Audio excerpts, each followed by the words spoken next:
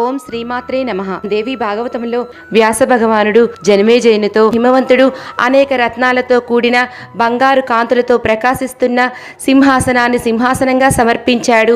శ్రీహరి తన చక్రం నుండి 1000 అంచులతో 1000 మంది రాక్షసులను ఒకేసారి మట్టు పెట్టగల చక్రాన్ని సమర్పించారు. శంకరుడు తన త్రిశూలంలో నుంచి మరొక త్రిశూలాన్ని తీసి ఇచ్చారు. వరుణుడు వెన్నముద్ద లాంటి జయప్రదమైన తెల్లని శంఖాన్ని బహుకరించాడు. అగ్నిదేవుడు శతఘ్నిని సృష్టించి ఇవ్వగా వాయుదేవుడు ఎప్పుడూ తరిగిపోని బాణాలతో కూడిన అమ్ముల పొదిని ధనస్సును బహుమానంగా ఇచ్చారు. దేవేంద్రుడు తన వజ్రాయుధంలో నుండి మరొక వజ్రాయుధాన్ని కానుకగా సమర్పించాడు. యముడు తన కాలదండంతో సమానమైన కాలదండాన్ని సృష్టించి ఇచ్చాడు. బ్రహ్మదేవుడు పవిత్ర గంగాజలంతో నిండిన దివ్యమైన కమండలాన్ని కానుకగా ఇచ్చాడు. వరుణుడు తన పాసాయుధాన్ని ఇచ్చాడు. కాలుడు దివ్యమైన ఖడ్గాన్ని, చర్మంతో చేసిన డోలును సమర్పించాడు. విశ్వకర్మ గండ్రగొడ్డలిని సృష్టించి సమర్పించాడు.